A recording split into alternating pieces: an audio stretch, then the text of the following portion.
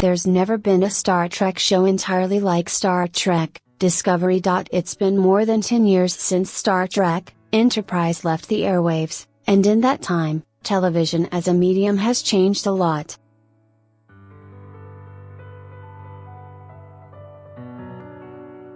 And for a Star Trek show to survive in today's day and age of so-called peak TV, Trek was going to have to change too.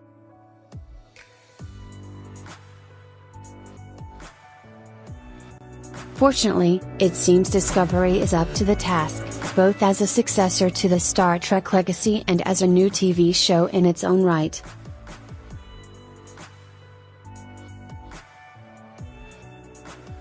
Spoilers for the first 2 episodes of Star Trek, Discovery follow first things first.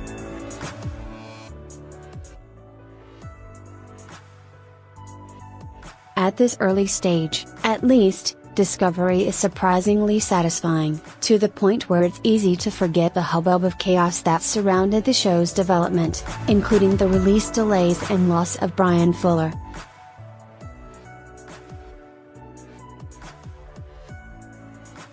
Television has always been the medium where Star Trek has thrived, and Discovery is already taking advantage of the format for the kind of thoughtful, long-term storytelling and character building that the recent action-packed theatrical summer Star Trek blockbusters have sorely lacked.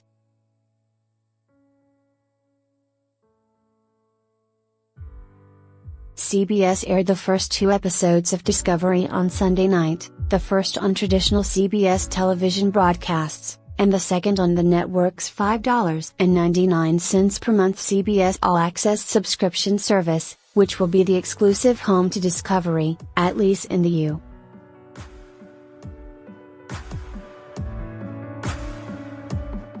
U.S.and Canada.But the 2 episodes are more or less just an extended palette that's been cut in 2.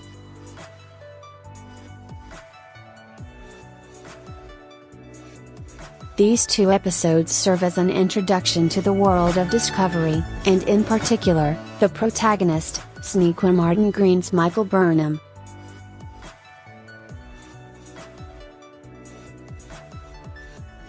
Burnham isn't like any protagonist we've seen in Star Trek so far, and not only because she doesn't command a starship or space station.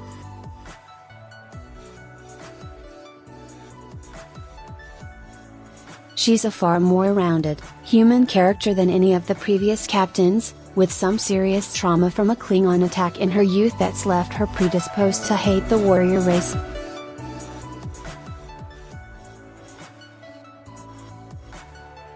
And while Star Trek has plumbed the main character has demons well in the past, most notably with Sisko in Deep Space Nine, and Picard in the later films, when it comes to the Borg, Burnham feels far more compelling for not being a flawless human being in other respects, as her series protagonist predecessors were.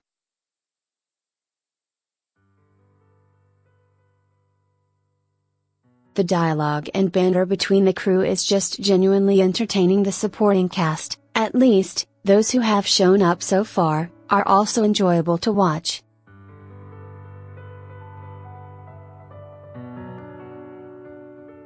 Frequent Guillermo del Toro monster performer Doug Jones does excellent work as Saru, bringing a mix of Spock/Data-like calm combined with an almost neurotic fear of danger.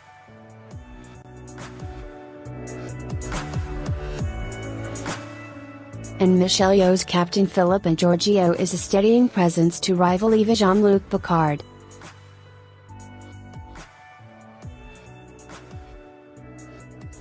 Beyond that, though, the dialogue and banter between the crew is just genuinely entertaining.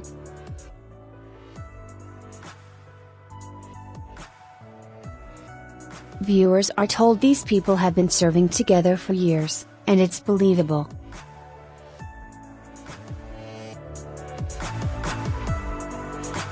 Their interactions feel far more natural and realistic than the sometimes stilted, formal scripts of Trek series past.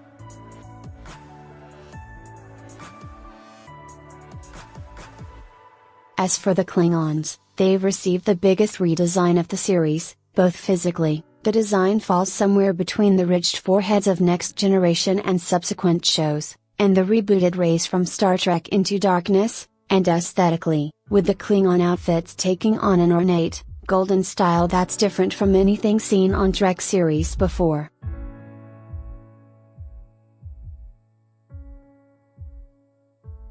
Discovery's Klingons are also fiercely religious, seeming to worship Kahless the Unforgettable, the first Klingon ruler to unite the species, and the founder of the Klingon Empire.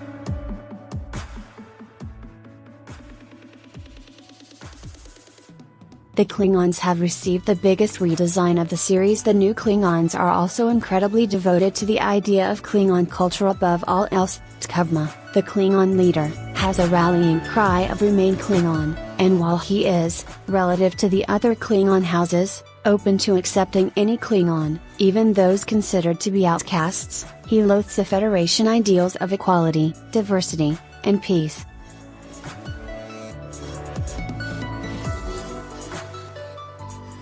It's easy to draw parallels to America's current political atmosphere, where issues of isolationism and racial supremacy are sadly rearing their ugly heads again, which the showrunners absolutely intended, according to an interview with Entertainment Weekly.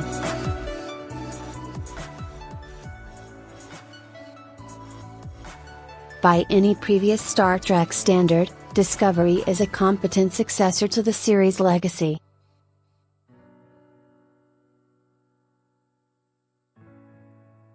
But the creators seem to be taking lessons from modern TV series too. The narrative so far doesn't seem to be designed episodically, with an eye toward syndication, and there seem to be real consequences to the events in the first 2 episodes, instead of the often mocked reset button of Next Generation.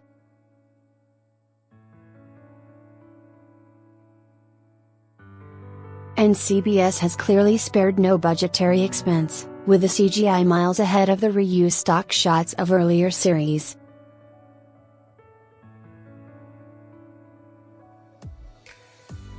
The show certainly isn't perfect. Discovery's first episodes also feel a lot like an extended prologue, establishing Burnham's personality and the overall premise of the Klingon conflict, but not much more than that.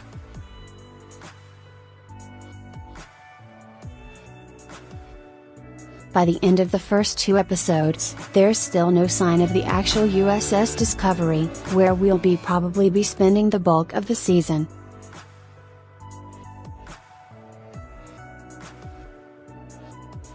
Burnham has landed in Starfleet prison, and T'Kuvma, initially, the series' presumed antagonist, is dead.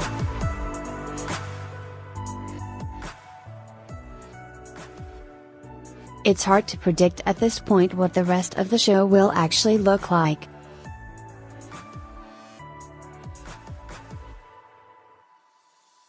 And while Discovery is purportedly set in the original timeline of the original Star Trek shows, specifically in the gap between Enterprise and the original series, so far, there isn't much connective tissue linking it to the existing Trek universe.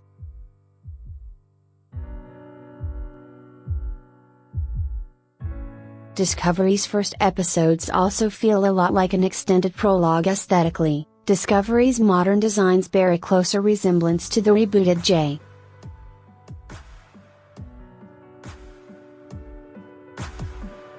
J. Abrams' Trek film series, albeit with an occasionally overwhelming burnt orange color palette.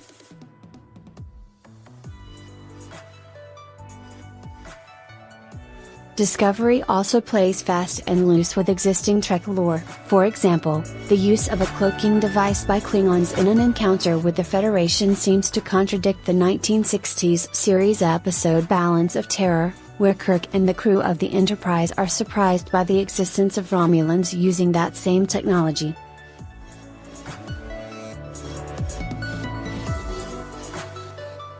Similarly, it seems curious that Trek's TV continuity has never mentioned Spock having an adopted sister until Michael is introduced, but so long as the story it tells is good, it can be forgiven for blazing its own trail in the canon, at least for now.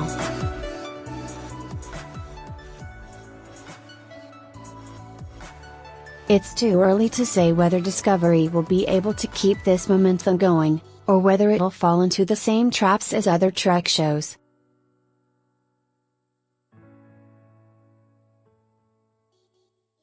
And there's still the unproven paid distribution method of CBS All Access, which is guaranteed to dramatically cut down on potential viewers in the coming weeks, as compared with shows available via public broadcast.